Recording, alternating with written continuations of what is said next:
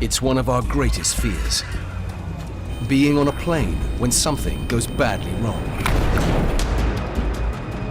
This series reveals what it's like to live through catastrophic events on board an aircraft.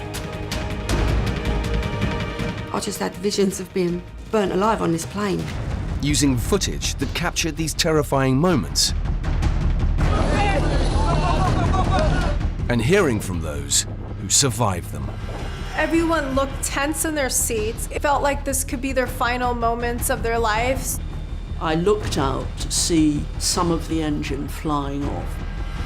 At that point, I planned to meet my maker. These are the world's worst flights. All right, we're gonna land field right here.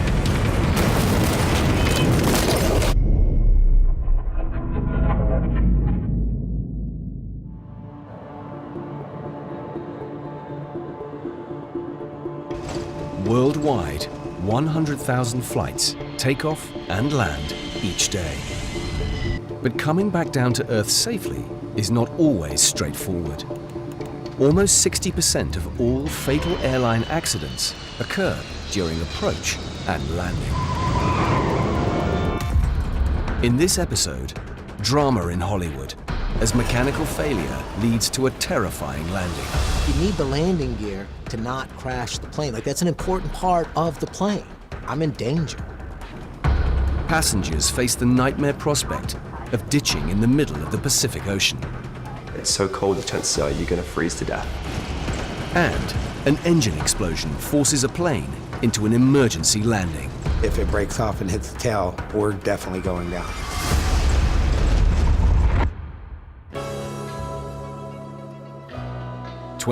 September 2005. LA-based comedian and filmmaker Dave Reinitz was on his way to Hollywood Burbank Airport to catch an afternoon flight to New York. It was a particularly stressful day. Just my girlfriend and I had had a big argument the night before. My girlfriend dropped me off, and we had a very cold departure. She was upset with me, and I was really just wanted to sleep for 5 hours, 6 hours, get to New York and do my thing. Dave was filming a documentary in New York and carried a video camera in his hand luggage. Also on board was journalist Alexandra Jacobs, who was 6 months pregnant. This was going to be the last flight to New York before I had the baby, and I was eager to see, my parents lived in New York, and I was eager to see them. At 3:31 p.m., JetBlue Flight 292 took off with 141 passengers on board. Conditions for the 2,500-mile journey to New York were good. The flight started really super normal. You know, they give you the, hey, this thing will float, don't, put your tray table up. And it was a very straightforward start to things. I guess it was maybe 15 or 20 minutes into the flight, it became something was up. The pilot came on and said, hey, we're having a little technical difficulty. When he made that announcement, I remembered I had a video camera. So I reached up and I got out the video camera and I started filming from inside the cabin. Dave recorded events around him. Several rows ahead, close to the front, was fine art consultant Lisa Schiff. The pilot came on and said, hello everyone. I don't know if you've noticed, but we haven't reached altitude. 20 minutes after takeoff, they were still cruising above California at 14,000 feet. He said, we're getting an unusual signal about our landing gear. That was a big red flag for me. People were already stressed. And some people were dealing with it quietly, and other people, there were upsets throughout the cabin.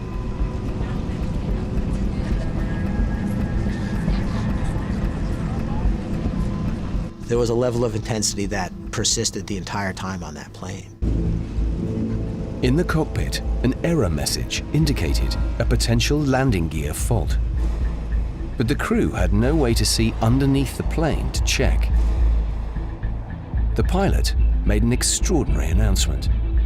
He said, we're going to go down to Long Beach, which is the opposite direction of New York. And we're going to cruise by the tower nice and low so they can get a visual inspection of the plane. So that got a little more serious, like somebody needs to look at this thing.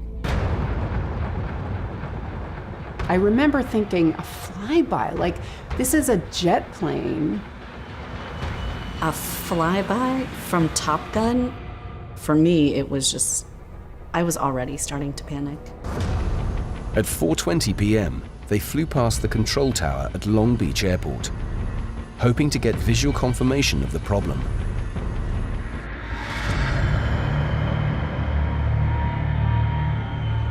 The tower confirmed that the front wheels of the plane were twisted 90 degrees. Like, you need the landing gear to not crash the plane. Like, that's an important part of the plane. So the fact that that was messed up was scary. I'm in danger. Things were about to get even more surreal for the passengers. The pilot and air traffic control had been informed that TV news crews had picked up on the story. Here's live TV feed from Channel 4 in Long Beach. Yes, I know I'm on candid camera. They made their presence known. Flight 292's plight was being broadcast live across the nation. And incredibly, Dave and the other passengers could watch on board. It's absolutely surreal to be watching the story of the plane that you're in. Like, it was on national television. It was, and then I clicked, and it's on every station. It's like, this is what they're covering. Suddenly, the pilot made an announcement. I've been told by both the company as well as our in-flight crew that apparently we've made the news. I'm sorry about that. I apologize for any apprehension that this is caused you. They had like every military pilot giving their assessment of what our chances of survival was. I freaked out. Your heart is racing and the adrenaline is going through as if someone is chasing you and trying to kill you. The Airbus A320 was loaded with 31,600 pounds of jet fuel, which could ignite if the landing went wrong. At this point, what I'm doing is burning off additional fuel. We took off with a full load of fuel to go out to New York. We're currently drilling holes in the sky around the south part of Los Angeles, primarily to burn the fuel load down to a more suitable level. We then flew out over the ocean for like 45 minutes. And that silence was really freaky. You start to think about what is going on.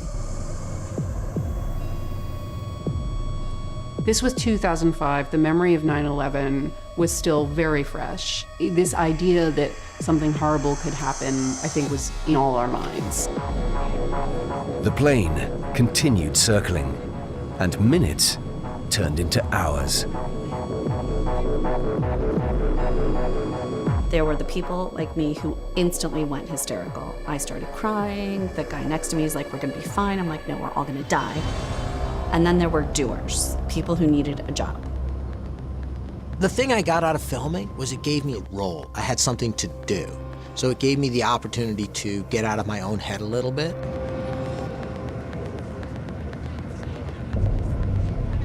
It helped me to experience what was actually taking place on the plane. Picture of the people holding hands, I mean, it's a moving moment. I mean, to see people that intensely connected in a high-pressure situation. Flight 292 had been circling for nearly 3 hours. They hadn't found a way to fix the jammed wheels, but had burnt off enough fuel to try and land at Los Angeles International Airport.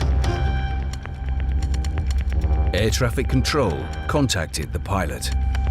What do you think your ETA is now?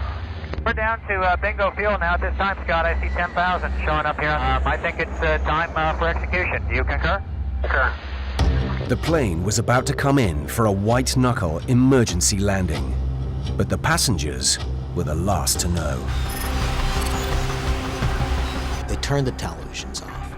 And that was spooky. What happened? What changed? What are you not telling us? 21st of September 2005. JetBlue Flight 292's front wheel was jammed in the wrong direction. The pilot informed the cabin that he was going to attempt to land at LAX. Passenger Dave Reinitz was filming on his camera. They said we're going to be making an emergency landing. I thought of my girlfriend, knowing how harshly we had parted. They had argued the night before. Now, fearing the worst, he taped her a final message. Hey Barb, it's me. I'm watching the plane on the TV.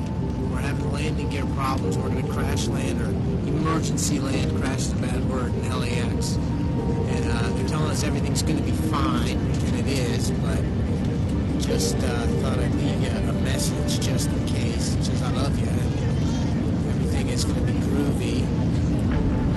Give Bosley a big hug for me, and we'll have a good laugh when I show you this video. You say what a goober I am. So, but if anything happens, you know, take care of everything. Everything's yours. I wanted her to know it was okay. That yes, we had a fight, but, you know, it's just a fight. We've been together for a long time. These things happen. The pilot contacted air traffic control for the final time. Let's make sure that we've got all of the preparations ready for the arrival into LAX. I'm sure you'll be a hero here. Well, that's not the point. I just want to make sure that everyone gets off this airplane okay. The pilot chose to land at LAX, where the long runway gave him the best chance of success. Two kinds of dangers there. One, you can have a failure of the main landing gear. That is, it could collapse backwards, the nose of the aircraft could hit the runway. A second is that the heat generated from that scraping on the ground could throw off hot pieces of metal that, if it punctures a fuel tank, could lead to a fire or an explosion. At around 6:15 p.m., news helicopters captured the moment Flight 292 began its final descent into LAX. Dave kept his camera rolling. Brace, brace, brace, brace. An automated voice began saying, brace, brace, brace, very robotically. That was very, very scary. The stakes of dying are higher if you're pregnant. I'm not religious, but I prayed. I really wanted my mom. You know, I wanted to say goodbye to my parents.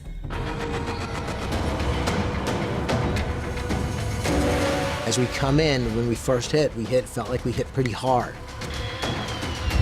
The pilot needed to keep the twisted nose gear off the ground for as long as possible.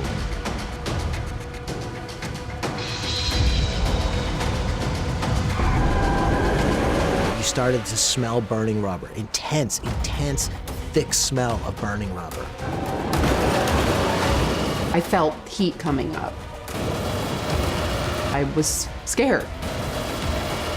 There might be an explosion. We're slowing down. And then all of a sudden it got quiet for an instant.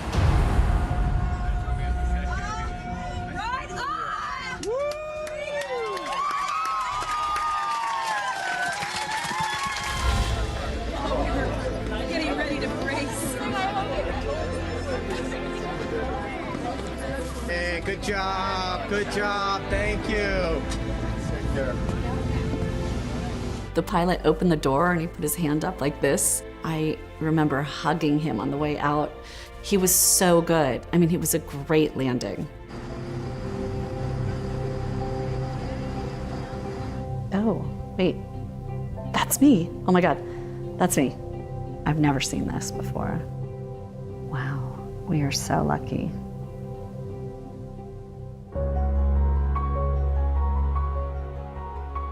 as we're walking down the plane, and I look back, and I look at the landing gear itself, and it is just sawed off, like an absolutely symmetrical half circle. Pretty amazing. The passengers touched down to a meteor storm. But it wasn't only cameras there for Alexandra. My husband was there waiting for me. It was just great to see how much he loved me. An investigation later revealed what allowed the wheel to get jammed out of place. Part of the anti-rotation mechanism had fractured and separated due to fatigue.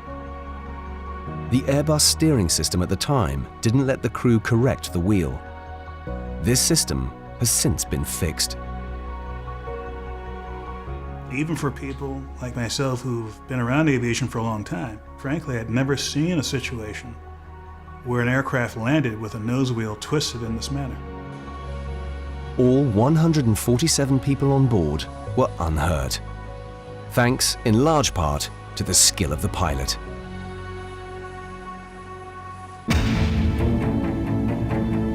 When landing an aircraft, there's little room for mistakes. And pilot error is the leading cause of airline accidents. This CCTV from LaGuardia Airport in 2013 shows Southwest Airlines Flight 345 coming into land nose first. The front landing gear collapsed and the plane skidded off the runway. Also in 2013, Asiana Flight 214 approached San Francisco Airport too low and hit the sea wall. Of the 307 people on board, 3 died and another 186 were injured. But sometimes extreme weather conditions are to blame. Dubai 2016. These passengers escaped a devastating fire when sudden wind changes caused their plane to crash land. All 300 on board survived, but 1 firefighter died.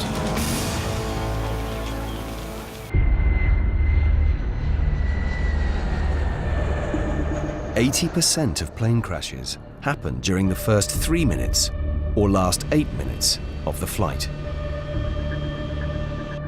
But when disaster strikes mid-flight, it's the chance to contemplate your fate that can be most terrifying. As amateur pilot Randy Bryan discovered when he took a low-cost flight. I'm not an airline transport pilot, and I don't know jets, all that much. But, flying is flying, so there's a lot of things similar with my little airplane and to a big airplane. On the 15th of October 2013, Randy had been visiting his son in Colorado and was making his way back home to Atlanta. At Dallas-Fort Worth, he changed planes and boarded Spirit Airlines flight NK-165. When I got on the plane in Dallas, there were some smells, oil and stuff like that, but I didn't think too much of it. At 1:37 p.m., the flight departed from Dallas, heading for Atlanta. It was scheduled to take just over 2 hours. We took off and everything was perfectly fine and normal. I was relaxed. We're doing our climb out, climbing up the altitude, and there was a vibration actually in one of the engines that I could feel. After 11 minutes, the plane reached 19,500 feet. Flames shot down the side of the airplane. The cabin filled up with smoke so thick that I couldn't see my hand in front of me. Everybody started screaming. There was a lot of even panic in me, even though I'm a pilot and I'm trained for things. When the smoke had cleared, Randy got his phone and started filming. Did you smell the oil when we first took off? I smelled the oil right away. Yeah. I fly a small plane, so I kind of recognize that smell. We were talking and scared and texting our loved ones. Randy's video captured the moment the cabin began to shake violently.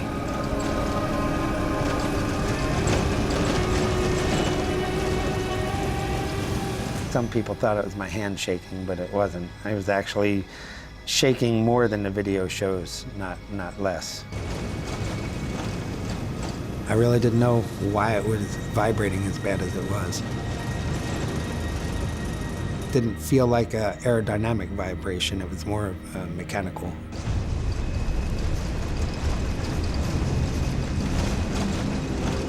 The big military guy sitting next to me, you know, he was all nervous. I don't care who you are, it's a scary experience. You see people looking off into the distance, holding their head in their hands. Everybody was, you know, lost in thought or panicking.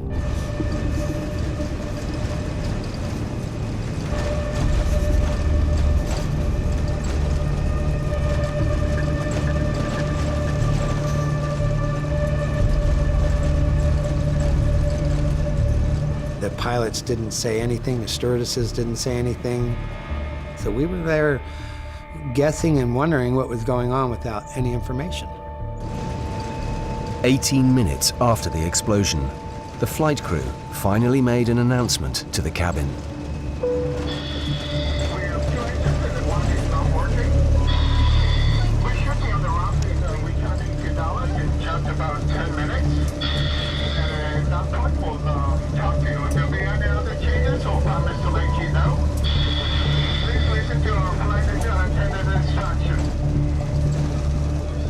You could hear the pilot breathing through his oxygen mask. It was very obvious. So every other word is which, you know, worried us even more. It's like, okay, he's on oxygen and we're not.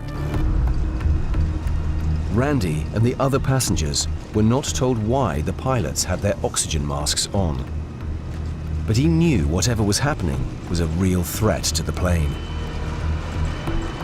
It was really something serious. I knew, you know, engine failure. If it breaks off and hits the tail, we're definitely going down. At around 1:51 p.m., the Airbus A319 turned back towards Dallas. There was a feeling of falling in the airplane and felt like we were going down. And that's like, okay, we're gonna die.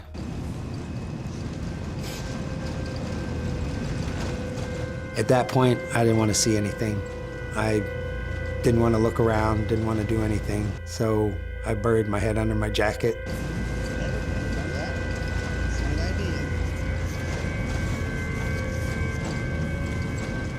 The woman next to me, she was just kind of talking to me and seeking comfort from me. You want to put this over your head? Yeah, just in case. We had put the jacket over our heads and just to kind of not see what was going on. I believe we'll be perfectly fine, okay? And I really believe that. I believe we're not going to have any problems at all. Yeah, I've forgotten how scared she was and crying most of the time.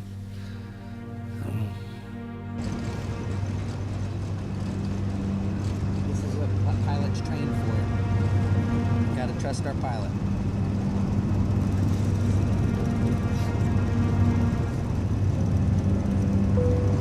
Also, folks, as we get ready for landing, we're going to have you get in your brace positions at that point.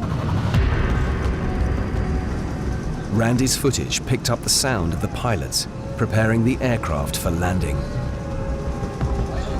we got the slats out. See the slats coming out on the wing? Now the gear is coming down. That's the landing gear. When I started going through the steps of that, everybody just kind of turned and listened to me.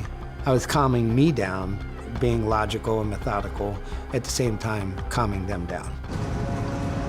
Okay, folks, landing gear is down. We should be on the ground very shortly. We do need you in your brace positions. 25 minutes after the engine failure, flight NK-165 began its final approach. 15th of October 2013, 2:10 p.m. Spirit Airlines flight NK-165 had suffered an engine failure and was preparing for an emergency landing. Passenger and amateur pilot Randy Bryan was filming events on his phone. Knowing that this is it, I'm dead, but I'm not dead yet. It was tough. It really was tough. With just one engine working, the passengers faced a high-risk landing. With one engine out, you have one reverse thruster that can't be used. So the airplane, can't stop near as fast. So it takes up a lot more runway. Could have been other damage to the control surfaces, speed brakes. We were braced for impact. Actually, it was a pretty good landing. We didn't land hard or anything. It was just a very typical smooth landing. At Dallas, all 145 passengers disembarked, with no injuries reported. An investigation revealed that 11 minutes after takeoff, the plane began to vibrate when cracks inside the turbine caused the engine to overheat. By the time it was shut down 4 minutes later, large sections of the engine had been destroyed. If the turbine discs had been blown off, the plane would have been in grave danger. They're heavy, thick metal discs. They can strike the leading edge of the wing, they can damage hydraulic, electrical services in the wing, they can hit the cabin, they can strike people in the cabin directly, potentially even go and damage the other engine. Fortunately for those on board, despite the visible damage, the casing around the critical components had not been breached. The experience hasn't put Randy off flying, as long as he's at the controls. I did wish I was sitting up in the cockpit and knowing everything that was going on, because I could understand everything that was going on, and my mind wouldn't have to imagine. When you don't have any information to put in there, your mind is going to make it up, and it can get pretty crazy. Landing an aircraft is a huge technical challenge. And some locations can test even the most experienced pilot. But any landing strip will always be preferable to ditching at sea. In 2015, Ethan Williams was on a year-long round-the-world trip making YouTube videos of his adventure. Definitely worth it. Great views. A little bit scary. They nearly run everyone over, so. At this point, I think I was 5 months into the trip. I'd just come from South Korea. I spent, I think, around about a week in Seoul exploring around, and I'd last minute decided to fly to America. On the 29th of July, Ethan was flying to the US via Hong Kong. At 12:55 p.m., Cathay Pacific flight CX-884 took off for LA. The journey was scheduled to take just under 13 hours. Some 6 hours later, over the middle of the Pacific Ocean, I was asleep on the plane and everyone else around me was asleep. And I woke up and I remember hearing a beeping noise. It was a noise I hadn't heard before, so straight away I knew it wasn't a normal alarm that was being sounded. Ethan reached for his phone and captured his reaction to events as they unfolded. Okay, so I'm not sure what's happening, but there's something going on this flight. All the flight attendants are running around like crazy. There's warning signs going off. Hopefully it's nothing too bad, and it'll be alright, but we'll see. They're running around like mad. They're doing something, checking the emergency exits and like grabbing bags and running forward, and I don't know, something's not right. The plane had suffered a critical problem, but passengers were not told what. Ladies and gentlemen, your flight 700 speaking. It might be necessary for us to make an emergency ditching. Straight away my heart sank as soon as I heard the words ditching. I knew the survival rate was very low. because yeah, it's so cold, the chances are you're going to freeze to death. It was one of the only times in my life where I actually thought I was going to die. At around 9 p.m., flight CX-884 prepared to ditch into the middle of the Pacific Ocean. Ditching is an extreme event that happens very rarely. It can be especially daunting because you may not have any idea how close you are to rescue. It could be a question of hours or even longer than that before someone can be on scene. Ethan and the 275 other passengers were facing a nightmare scenario. Stranded in the freezing ocean at night, hundreds of miles from land, they would have little chance of survival.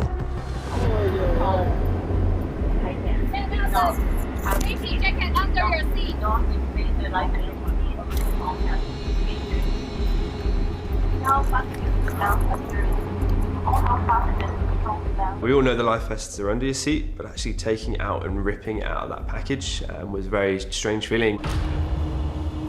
That was when you kind of think, wow, okay, this is really happening. You can look around the plane and you can see everyone else is doing the same thing, pulling on their life vest. I remember at that point thinking it was a pretty serious situation.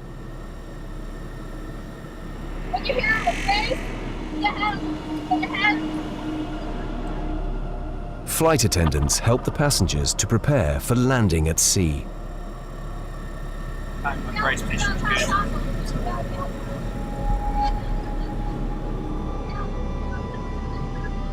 I remember taking a little bit of sense of achievement from that and being like, yeah, okay, I've got the brace position down.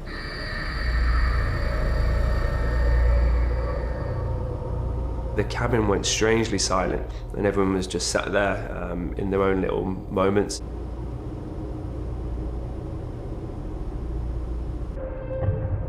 "20 minutes after the alarm was raised, the passengers still had no idea what the malfunction was. The cabin crew made an announcement.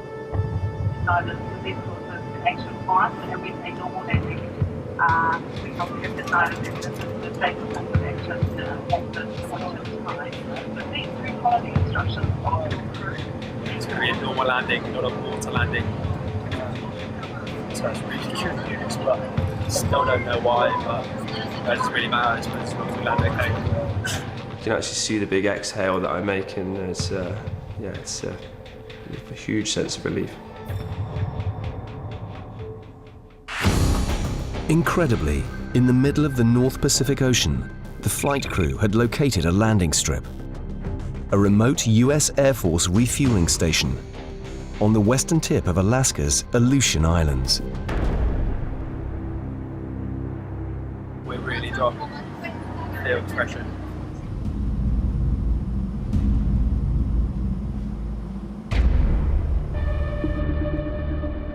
As flight CX-884 approached the remote airstrip, it still wasn't out of danger.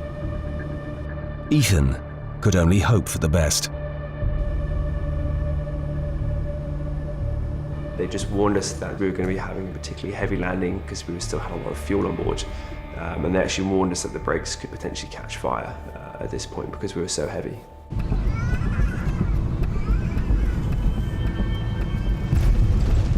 It was quite a bumpy landing and quite heavy. And then there was very heavy braking.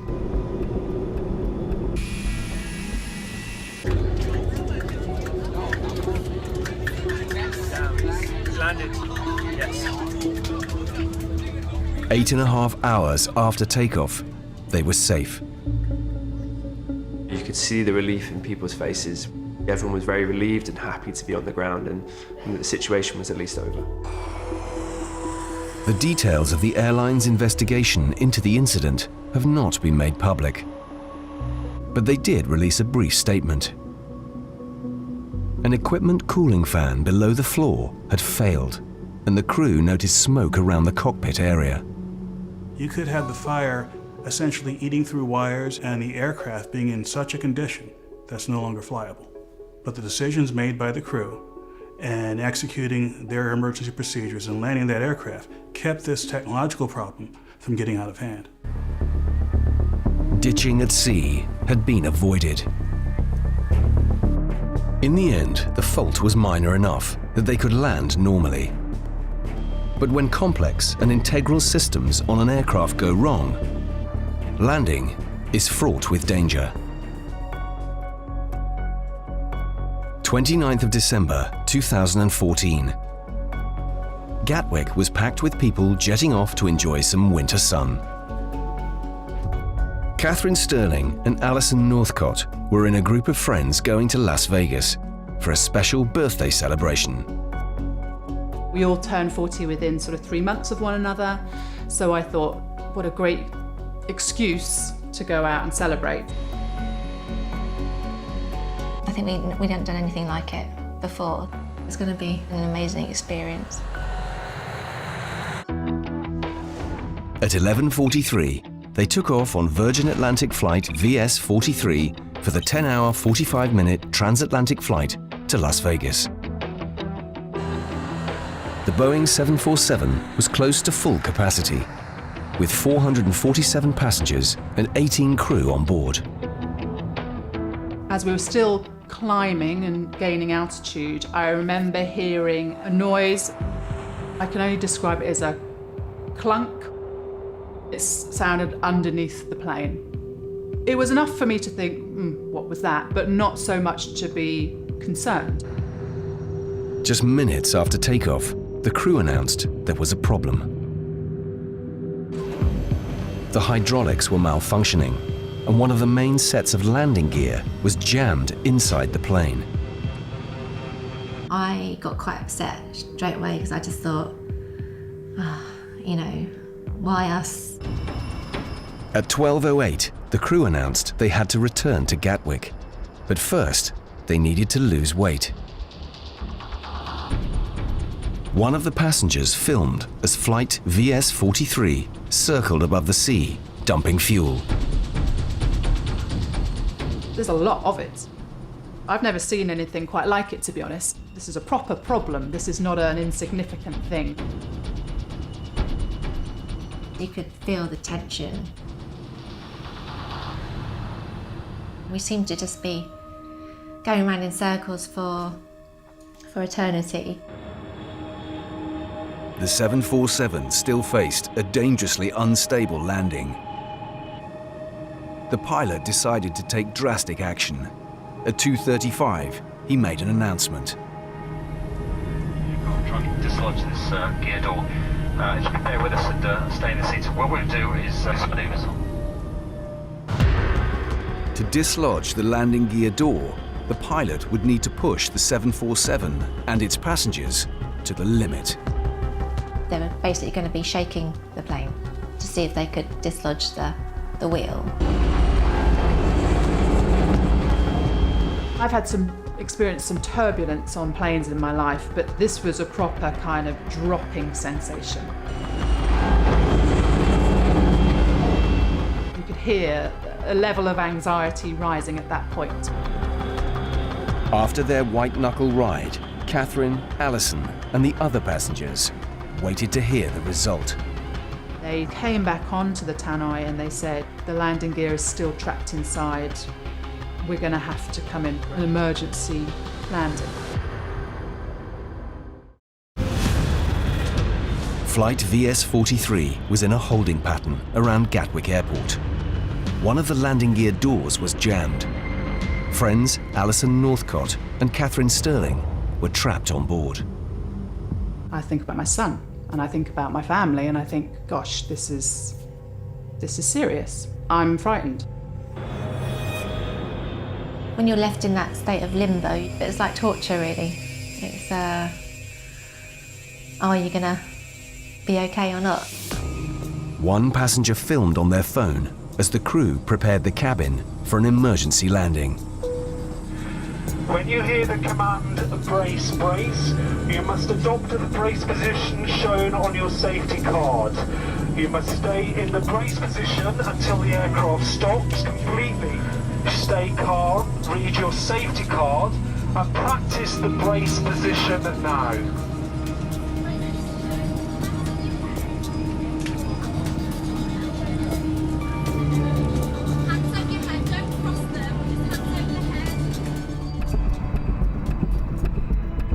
amateur footage captured the moment VS-43 began its heart-stopping final approach.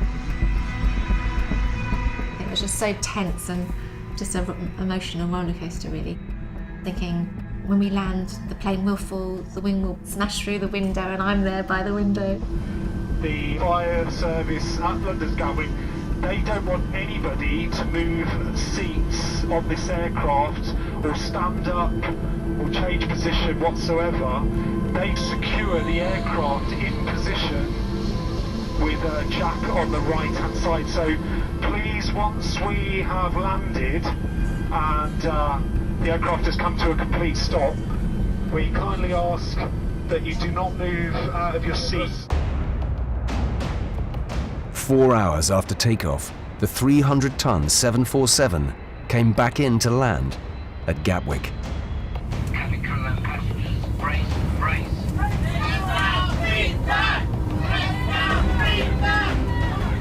So I'm saying to myself, don't look up, just, you know, wait for impacts. The hydraulic fault meant they were landing without all the wheels down, and it also affected the plane's ability to brake.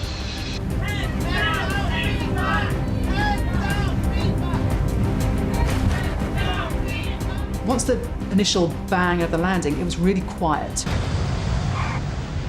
You're used to hearing that sort of hydraulic noise of the brakes. There was none of that.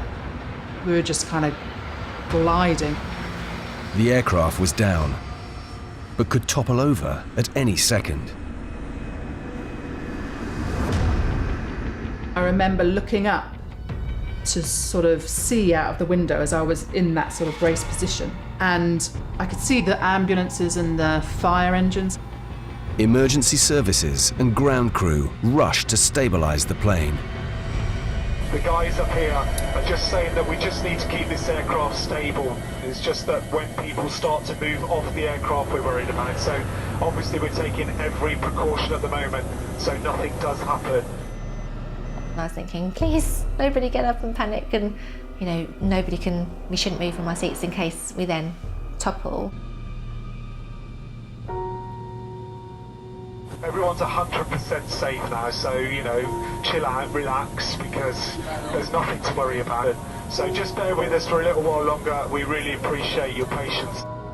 As soon as the aircraft was secured and the passengers unloaded, an investigation began.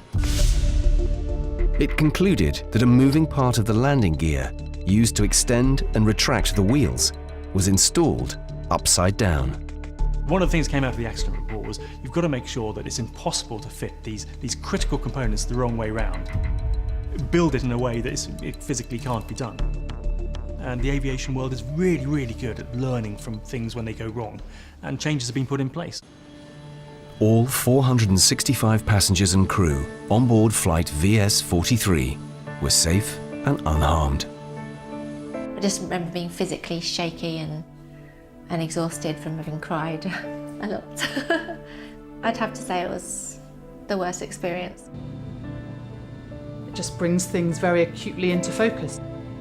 How fragile life can be and how things can change in a moment without you having any sort of control over it. Next time on World's Worst Flights, a hijacker takes a group of passengers hostage. I thought there's a terrorist here and he's just gonna bomb this plane. A bomb detonates mid-air, ripping a hole in the side of a plane. And a vicious struggle between passengers and the pilot. I felt the situation could turn really, really bad, really, really quick.